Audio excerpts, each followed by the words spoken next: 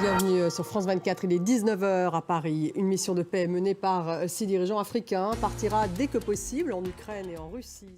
Dans 10 minutes, le débat consacré à l'Ukraine alors que Zelensky s'est assuré de l'appui de ses alliés lors d'une tournée dans les capitales européennes. Londres a promis l'envoi de missiles à longue portée.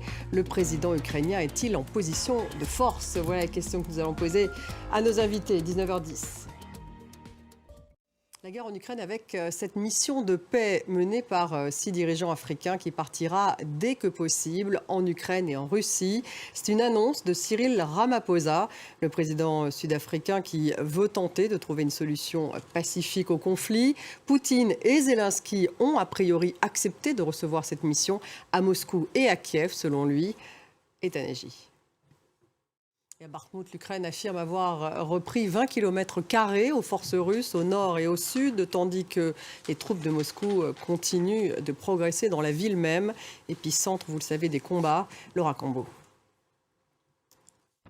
La juge d'instruction française chargée de l'enquête sur le patrimoine européen du gouverneur de la Banque du Liban, Riyad Salamé, a délivré un mandat d'arrêt international le visant. Actualité en Afrique avec au Soudan les attaques aériennes et les tirs d'artillerie qui continuent de s'intensifier à Khartoum. Les combats entre l'armée régulière et les paramilitaires des forces de soutien rapide continuent un mois après le début de l'affrontement. Villa Tarabay.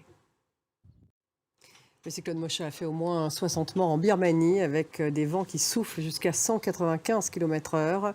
Il s'est abattu dimanche autour de Sittwe, capitale de l'État Rakhine. Cédric Ferreira.